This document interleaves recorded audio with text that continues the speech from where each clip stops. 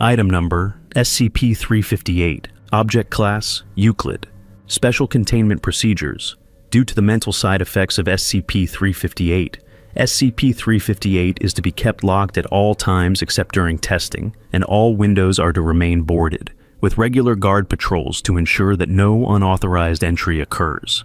The entirety of the building should be sealed airtight, and any leaks reported immediately along with any signs of forced entry.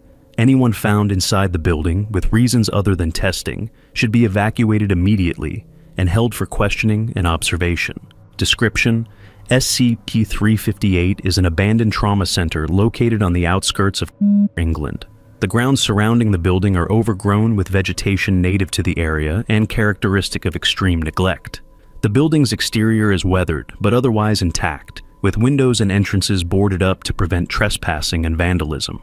Air inside is arid, measured on average at 45 degrees Celsius, with hotter, dry gusts of air that blow through the hallways from no discernible source.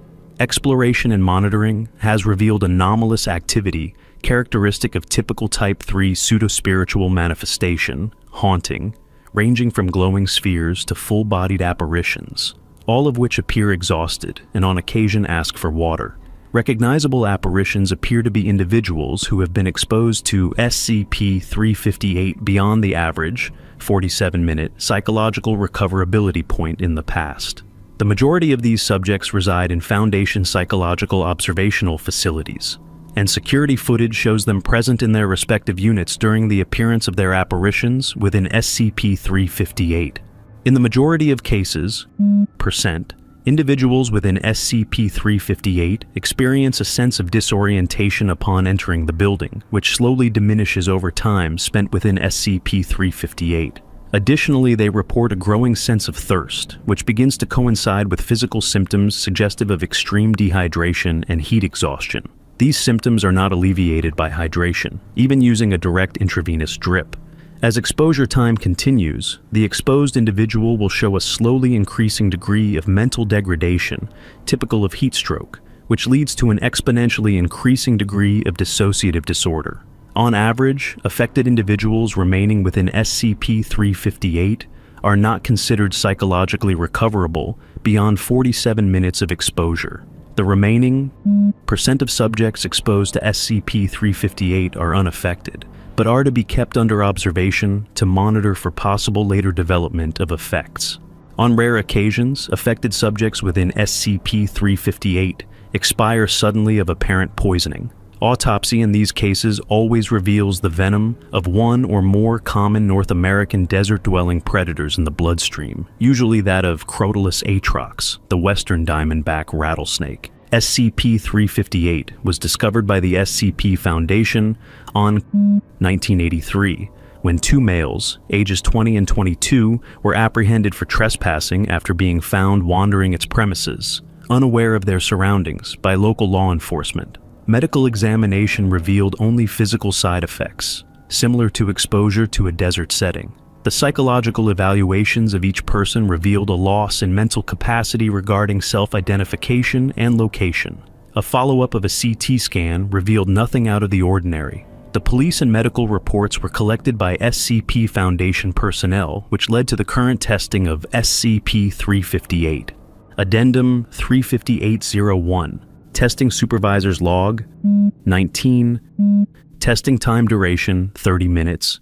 Test subject is female, years of age, tall with an athletic build. Upon entry, test subject observes that the climate is hot and dry. After exiting the building, the test subject appeared dazed and was observed to be suffering from slight dehydration. Test subject also brought attention to the sand in her shoes. The sand was then collected for further testing purposes. Addendum 35802. Testing Supervisor's Log 19. Testing time duration 1 hour. Test subject is male, years of age, tall, slightly overweight. Test subject entered the building as in the previous test, remarking on the arid climate inside. Further exploration revealed a layout not unlike that of any other hospital from the region and period. Upon exiting SCP-358, test subject began questioning who and where they were. Medical testing revealed that the subject was suffering from dehydration, and they were provided water to replenish lost fluids. Sand was recovered from the test subject's shoes. Test subject recovered fully in all areas except their mental state and remains in psychological observation facility. A. Addendum 35803. Testing supervisor's log 19. Testing time duration 2 hours. Test subject is male, years of age, tall, of a wiry stature. As in other testing, test subject began by observing a dry and hot climate on entering the building. Test subject orders were to examine the rooms of SCP-358. 1 hour into testing, subject began complaining of dehydration and appeared slightly confused. After a duration of 2 hours within SCP-358, communication from the test subject stopped, and D-Class personnel were sent in to retrieve test subject. The D-Class located the subject in a room near the entrance, unconscious, and was recovered. Test subject regained consciousness soon after administration of an IV drip. Upon waking, subject was observed to be in a persistent vegetative state, unable to function, and was subsequently admitted to psychological observation facility. A.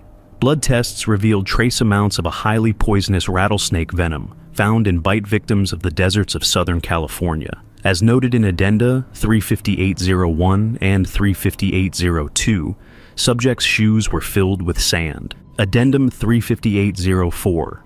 On. Security patrols captured video footage of a humanoid apparition in the North Hall of SCP-358, begging for water.